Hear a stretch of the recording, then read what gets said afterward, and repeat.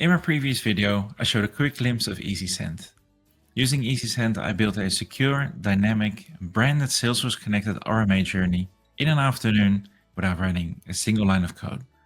And now I'll show you how I did that and how you can do it. So first of all, this is the canvas, and this is where we build the RMA journey. So this is to return products to one of my customers because they requested this on a Monday morning and it needed to be done before the end of the week. So I'll show you how quickly this can be done. So these are the pages of the form. So it's a welcome page, details, and then of course the thank you page. We'll focus on the details page now. So as you can see here, that there's a lot of things where we're going to ask the customer, but we also want a signature.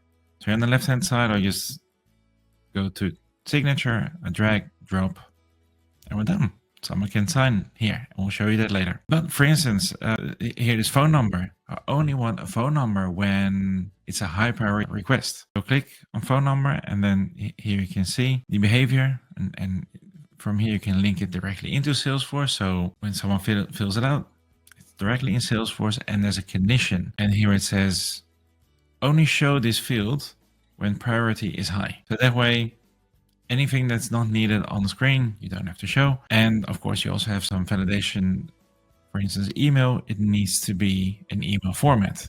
Keep that in mind for later. Then what happens with all this data? What is the actual flow behind it? So from left to right, you see here, this is where we start. And then there's the form. So this is where the data gets collected. Then when it gets sent, there's a check. Is this a high priority request or not? It's the same field again that shows the phone number. So because it is high priority, it needs to be done quick. So that's why they get an SMS with instructions on what to do next instead of an email, which can sometimes take a little bit longer. Now, this is all fun, you know, looking at the background, but you always have the preview button here. And here I will just take you through the form just to show you what it looks like from the customer side. So we fill out the details. For instance, today we are Velma Dinkley, and Velma types in email address, but oh, that's wrong.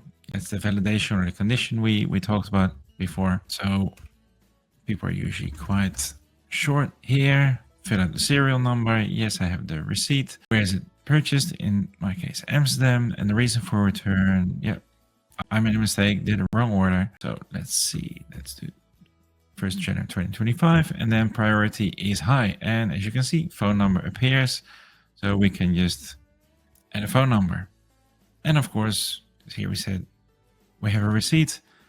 I'd also like to browse for the receipt, and that's it. So this whole process has been done, and I'll also show you what it looks like in Salesforce. So, and this is what it looks like in Salesforce. So you see all the details that we filled out before. It's automatically linked to the correct contact, even has the receipt attached to it. So that's what EasySend looks like. That's what EasySend does. And it's all very easy, very quick to do. So if you're still stuck building processes the old way, maybe it's time to drag, drop, and chill. Try EasySend for free by either scanning this QR code or going to the URL, which is also in the description.